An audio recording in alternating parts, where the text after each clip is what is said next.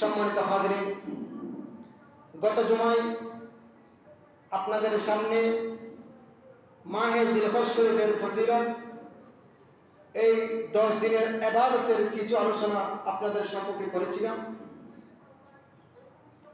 আর আমাদের সামনে রয়েছে আরাফাতের দিন, কুরবানি, ঈদ উল আজহা, অনেকগুলো ইবাদত আমাদের সামনে রয়েছে। বিশেষ করে ইয়মুল আরাফা, আরাফা দিনের কথা এবং অসংখ্য নিয়ামতের কথা আল্লাহ পাক রব্বুল আলামিন আজকের এই প্রথম জিলহজ মাসের প্রথম খুতবায় আল্লাহর প্যারা মাহবুব নবী বর্ণনা করেছেন। সেই দিকে ইঙ্গিত করে সূরা মায়েদার 3 নম্বর আয়াতের কিছু অংশ আপনাদের সম্মুখে তেলাওয়াত করেছি।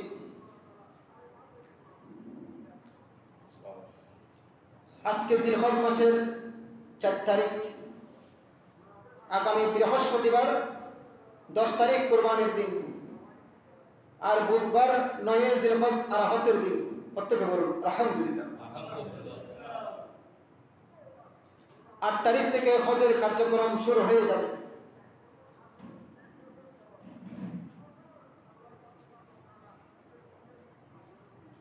কোরআনে কারীম নাজিলের ক্ষেত্রে অনেক সময় আয়াত নাজিল করেছেন আল্লাহ, অনেক সময় আল্লাহ ডাইরেক্ট একটা সূরা নাজিল করেছেন। প্রেক্ষাপট অনুসারে এক সময় আয়াত নাজিল করেছেন, অন্য সময় আল্লাহ একটা বড় সূরা নাজিল করেছেন। ঠিক তদ্রুপ 9 জিলহজ আরাফাতের দিন সূরা মায়েদার 3 নম্বর এই আয়াতে কারীমা আল্লাহ আরাফাতের দিন আল্লাহর নবীর উপর সর্বশেষ কোরআনে কারীমের যে আয়াত আল্লাহ নাযিল করেছেন ওইটা সূরা মায়েদার 3 নম্বর আয়াত। এটা দুনিয়াতে সর্বশেষ নাযিলকৃত আয়াত। প্রত্যেকে বলুন সুবহানাল্লাহ। এরপরে মিনাতে সূরা আন-নাসর, যেটাকে আমরা ইজা জাআ নাসরুল্লাহি ওয়াল ফাত, এটা আল্লাহ সর্বশেষ দুনিয়াতে সূরা হিসেবে সূরা আন-নাসরকে আল্লাহ নাযিল করেছেন। প্রত্যেকে বলুন সুবহানাল্লাহ। আর সর্বশেষ আয়াত হিসেবে আল্লাহ সূরা মায়েদার 3 নম্বর আয়াতকে নাযিল করেছেন। এটা আরাফাতের দিন আসরের নামাজের পরে মাগরিবের আগে। রাসূল করিম সাল্লাল্লাহু আলাইহি ওয়াসাল্লাম, যেটাকে আমরা বিদায় হজ বলা হয় আল্লাহর নবী, ওই বিদায় হজের জিলহজের 9 তারিখ রাসূল করিম সাল্লাল্লাহু আলাইহি ওয়াসাল্লাম মিনা থেকে মসজিদে নামিরার দিকে রওনা দিলেন। রাসূল করিমের সাথে 1,26,000 সাহাবায়ে কেরাম নবীজির সাথে ছিলেন। 9 জিলহজ নবীজি যাচ্ছেন মসজিদে নামিরার দিকে। তখন সাহাবায়ে কেরাম আমার নবীজির সাথে থেকে তারা তালবিয়া পাঠ করতে লাগলেন, লব্বাইক আল্লাহুম্মা লব্বাইক, লব্বাইক আল্লাহুম্মা লব্বাইক। এভাবে তারা আমার নবীর সাথে পিছনে এভাবে লব্বাইক লব্বাইক বলতে লাগলেন। তখন দুদিকের যে পাহাড়গুলো ছিল, লক্ষ লক্ষ সাহাবায়ে কেরামের মুখের ধ্বনিতে, লব্বাইক ধ্বনিতে দুদিকের পাহাড়গুলো কাঁপতে শুরু করেছিল। প্রত্যেকে বলুন সুবহানাল্লাহ। পাহাড়গুলো কম্পন শুরু হয়ে গেল। সাহাবায়ে কেরাম যখন লব্বাইক লব্বাইক আল্লাহুম্মা লব্বাইক যখন বলতে লাগলেন, তখন আমার নবীজি জোহরের নামাজের আগে মসজিদে নামিরা যেটাকে বলা হয়, সেখানে নবীজি ঐতিহাসিক বিদায় হজের ভাষণ নবীজি সেখানে প্রদান করলেন। প্রত্যেকে বলুন সুবহানাল্লাহ। সেখানে নবীজি সৃষ্টির শুরু থেকে কিয়ামত পর্যন্ত মুসলমানদের মানব জীবনের যতগুলো বিধান রয়েছে, যত আইন কানুন, যত শরীয়ত তরিকত রয়েছে, মানুষের জীবন চলার পথে যত কিছু প্রয়োজন, সব কিছু নবীজি ওই বিদায় হজের ভাষণে নবীজি সেই আরাফাতের ময়দানে সব কিছু বর্ণনা করে দিয়েছিলেন। প্রত্যেকে বলুন সুবহানাল্লাহ। এই খুতবাটা দিয়েছেন জোহরের নামাজের আগে। ওই দিন 9 জিলহজ জুমার দিন ছিল। তো নবীজি মুসাফির, সাহাবায়ে কেরাম নবীজির সাথে যারা গেছেন তারা মুসাফির ছিলেন। তো মসজিদে নামিরাতে আল্লাহ নবীজি কি করলেন, জোহরের সময়ে জুমার নামাজ নবীজি পড়েন নাই। মসজিদে নামিরাতে হাজি সাহেবরা জোহর এবং আসরের নামাজ একসাথে পর আদায় করেন। প্রত্যেকে বলুন সুবহানাল্লাহ। এটাকে বলা হয় জামিয়ে তাবদীল, একত্রে পড়া। ওই দিন নবীজি জুমা পড়েন নাই, জোহর এবং আসরের নামাজ পর আদায় করেছেন। এই জন্য কিয়ামত পর্যন্ত হাদিস সাহেবরা যারা মসজিদে নামিরাতে আরাফাতের দিন অবস্থান করবে, তারা জোহর এবং আসরের নামাজ একসাথে পর আদায় করবেন। প্রত্যেকে বলুন সুবহানাল্লাহ। কিন্তু যারা তাঁবুতে থাকবেন তারা নামাজগুলো আলাদা নির্দিষ্ট সময়ে আদায় করবে। কিন্তু মসজিদে নামিরার ক্ষেত্রে আল্লাহর নবী যেটা বলে গেছেন সেটাই চলবে। এরপরে খুতবা প্রদানের পর নবীজি জবরের রহমতের পাদদেশে একটু আরাম ফরমাচ্ছেন, কারণ নামাজ পড়বেন আসর এবং জোহর একসাথে, একটু আরাম ফরমাচ্ছেন এবং নবীজি সেখানে দোয়ায় মশগুল রয়েছেন। এবং নবীজি কিছুক্ষণ পরে আসর এবং জোহর এবং আসরের নামাজ একসাথে আদায় করলেন। আদায় করার কিছুক্ষণ পরে, সন্ধ্যার কিছুক্ষণ পরে আল্লাহ পাক রব্বুল আলামিন কোরআনে কারীমের ওই ঐতিহাসিক আয়াত সূরা মায়েদার 3 নম্বর আয়াত আল্লাহ নাযিল করে দিলেন। প্রত্যেকে বলুন সুবহানাল্লাহ। আল্লাহ বলেন, আল ইয়াউমা আকমালতু লাকুম দীনাকুম ওয়া আতমামতু আলাইকুম নি'মাতি ওয়া রাদিতু লাকুমুল ইসলাম দীনা। এই আয়াত নাযিল করে দিলেন। আল্লাহ বলেন, আল ইয়াউমা আকমালতু লাকুম, ও আমার নবীর সাহাবায়ে কেরাম শুনো, আজকের দিনে তোমাদের জন্য, তোমাদেরকে আমি রব্বুল আলামিন তোমাদের দ্বীনকে, তোমাদের ধর্মকে তোমাদের জন্য পরিপূর্ণ করে দিলাম। প্রত্যেকে বলুন সুবহানাল্লাহ। ওয়া আতমামতু আলাইকুম নি'মাতি, এবং আমি রব্বুল আলামিনের সমস্ত নিয়ামত তোমাদের জন্য পরিপূর্ণ করে দিলাম। ওয়া রাদিতু লাকুমুল ইসলাম দীনা, আর আমি রব্বুল আলামিন তোমাদের জন্য পৃথিবীতে দ্বীন হিসেবে, ধর্ম হিসেবে একমাত্র ইসলামকে আমি নবী পছন্দ করলাম। প্রত্যেকে বলুন সুবহানাল্লাহ। আল্লাহ বলেছেন তোমাদের জন্য ধর্ম আজকে থেকে পরিপূর্ণ হয়ে গেছে, আমি আল্লাহ তোমাদের উপর সন্তুষ্ট, এবং দ্বীন হিসেবে আমি আল্লাহ দ্বীন ইসলামকে, ধর্মকে, নবীর দেওয়া দ্বীন ইসলামকে আমি আল্লাহ গ্রহণ করলাম। প্রত্যেকে বলুন সুবহানাল্লাহ। যে নবী মক্কা থেকে মদিনায় হিজরত করে দ্বীন ইসলামের জন্য এত কষ্ট স্বীকার করেছেন, আজকে সে দ্বীন ইসলাম যে পরিপূর্ণ হয়ে গেছে সেটার সার্টিফিকেট আল্লাহ কোরআনে কারীমের আয়াত দিয়ে নাজিল করে দিয়ে, দ্বীন ইসলাম যে পরিপূর্ণ হয়ে গেছে সেটার সার্টিফিকেট আল্লাহ আয়াত নাজিল করে দিয়ে দিলেন। প্রত্যেকে বলুন সুবহানাল্লাহ।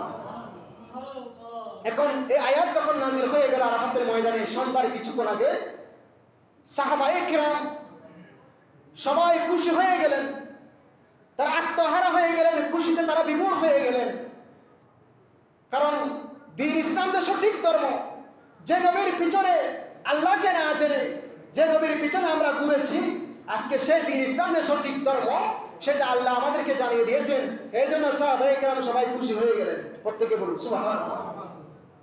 কিন্তু দেখা যায় আরেকদিকে হযরত সাইয়েদনা আবু বকর সিদ্দিক রাদিয়াল্লাহু তাআলা আনহু, হযরত ওমর ফারুক রাদিয়াল্লাহু তাআলা আনহু, হযরত আব্দুল্লাহ ইবনে আব্বাস রাদিয়াল্লাহু তাআলা আনহু, তারা নীরবে চোখের পানি ফেলে কাঁদতে লাগলেন। তো সাহাবায়ে কেরাম জিজ্ঞেস করলেন, আজকে তো আল্লাহ আমাদের দ্বীন ইসলামকে পরিপূর্ণ দ্বীন ইসলাম হিসেবে ঘোষণা দিয়েছেন, আজকে তো আমাদের খুশি হওয়ার কারণ, আপনারা নীরবে কাঁদতে লাগলেন কেন? তখন হযরত আবু বকর সিদ্দিক বলতে লাগলেন, আজকে আল্লাহ যে আয়াতে কারিমা আমাদের উপর নাযিল করেছেন, এই আয়াতে কারিমা যদিও আমাদের জন্য খুশির, কিন্তু এখানে আমাদের পেয়ারা মাহবুব নবী সাল্লাল্লাহু আলাইহি ওয়াসাল্লাম নবীজি দুনিয়া থেকে চলে যাবেন সেটার ইঙ্গিত এই আয়াতে কারিমার মধ্যে রয়ে গেছে। প্রত্যেকে বলুন সুবহানাল্লাহ। এটার মধ্যে নবীজির বিদায়ের আশঙ্কা রয়েছে এই আয়াতে কারিমায়। সেই জন্য আমরা খুশি না হয়ে নবীর বিচ্ছেদের আশঙ্কায় আমরা কান্নাকাটি করছি। প্রত্যেকে বলুন সুবহানাল্লাহ। যখন এই আয়াতে কারিমা নাযিল হওয়ার 81 দিন পরে আল্লাহর নবী দুনিয়া থেকে ফরদা করলেন। এই আয়াত নাযিল হওয়ার 81 দিন পর রাসূল করিম সাল্লাল্লাহু আলাইহি ওয়াসাল্লাম দুনিয়া থেকে ফরদা করলেন। এই আয়াতে কারিমা মিনাতে না, আরাফাতের ময়দানে নাযিল হয়েছে। এই আয়াতে কারিমা নাযিল হওয়ার অনেক দিন পরে যখন ফারুক আজমের শাসনামল চলতেছে, তখন একজন ইহুদি ফারুক আজমকে জিজ্ঞেস করলেন, ও আমিরুল মুমিনিন উমর রাদিয়াল্লাহু তাআলা আনহু, তোমাদের কোরআনের মধ্যে এমন একটি আয়াত আছে, এরকম একটি আয়াত যদি আল্লাহ আমাদের ধর্মের উপর নাযিল করতো, ইহুদি বলতেছে, তাহলে আমরা ঈদ উদযাপন করতাম, খুশি করতাম, কিন্তু তোমাদেরকে তো ঈদ করতে দেখি না, তোমরা আনন্দ হও না, কারণ কি? তখন ফারুক আজম বললেন, ওই ইহুদি, ও আয়াত কোনটা যে আয়াত কারণে তোমরা খুশি উদযাপন করতে, সে আয়াত কোনটা?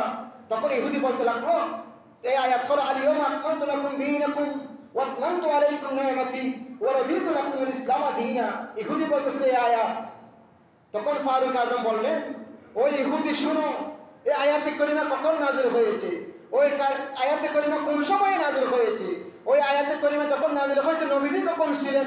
সব কিছু আমার মনে আছে। কত এই আয়াত যেদিন নাযিল হয়েছিল এই দিন আমাদের জন্য দুইটা ঈদের দিন ছিল। প্রত্যেকে বলুন সুবহানাল্লাহ। একটা দিন ছিল জুমার দিন, ওইটা জুমার দিন আমাদের জন্য ঈদের দিন, হতে আয়াত জুমার দিন নাযিল হয়েছে। আর একটা হচ্ছে আরাফাতের দিন, আরাফাতের দিনও আমাদের জন্য ঈদের দিন, হতে আয়াত যে দিন নাযিল হয়েছে ওই দিন আমাদের জন্য দুইটা ঈদের দিন। প্রত্যেকে বলুন সুবহানাল্লাহ। সুতরাং ওই আরাফাতের দিন যে আয়াত নাযিল হয়েছে ওই আরাফাতের দিনও আমাদের জন্য ঈদের দিন। প্রত্যেকে বলুন সুবহানাল্লাহ। তো আরাফা কেন বলা হয়? হযরত আদম আলাইহিস সালামকে আল্লাহ যখন বেহেশত থেকে বের করে দিলেন, তখন আদম আলাইহিস সালামকে হিন্দুস্তানে পাঠালেন, হযরত হাওয়া আলাইহিস সালামকে জেদ্দার মধ্যে পাঠালেন।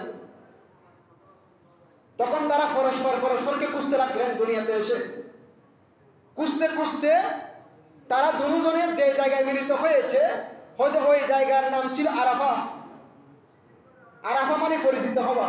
তো যে জায়গায় এসে দুজন মিলিত হয়েছে, পরিচিত হয়েছে, এই জন্য ওই স্থানের নাম আরাফা। প্রত্যেকে বলুন সুবহানাল্লাহ। আরাফা মানে পরিচিত হওয়া, ওই কারণে ওই স্থানের নাম আরাফা এবং ওই দিনের নাম আরাফাতের দিন। প্রত্যেকে বলুন সুবহানাল্লাহ। এবং ওই দিন হযরতে নাফে হযরত ইবনে উমর থেকে বর্ণনা করেছেন যে আমি রাসূল পাককে বলতে শুনেছি, তিনি বলেন আল্লাহ তাআলা আরাফাতের দিন রহমতের দৃষ্টি দান করেন, রহমতের দৃষ্টি দান বান্দাদের প্রতি। হয়তো যার অন্তরে বিন্দু মাত্র ঈমান থাকবে আমার আল্লাহ অবশ্যই তাকে ক্ষমা করে দিবে। প্রত্যেকে বলুন সুবহানাল্লাহ। তখন ইবনে উমর রাদিয়াল্লাহু আনহুকে জিজ্ঞেস করলাম, এই ক্ষমা কি সকল ঈমানদার নাকি যারা আরাফাতের ময়দানে থাকবে তাদের জন্য? তখন তিনি উত্তরে বলেছেন, এই ক্ষমা পৃথিবীর সকল ঈমানদারের জন্য। প্রত্যেকে বলুন সুবহানাল্লাহ। এবং আরাফাতের দিন উম্মুল মুমিনিন মায়েশা হাদিস বর্ণনা করেছেন, ক্বালা নবী সাল্লাল্লাহু আলাইহি ওয়াসাল্লাম, মা মিন ইয়াউমিন আকসারা মিন আইয়ুতাকাল্লাহু ফীহি আবাদান মিনান নার মিন ইয়াউমিন আরাফা।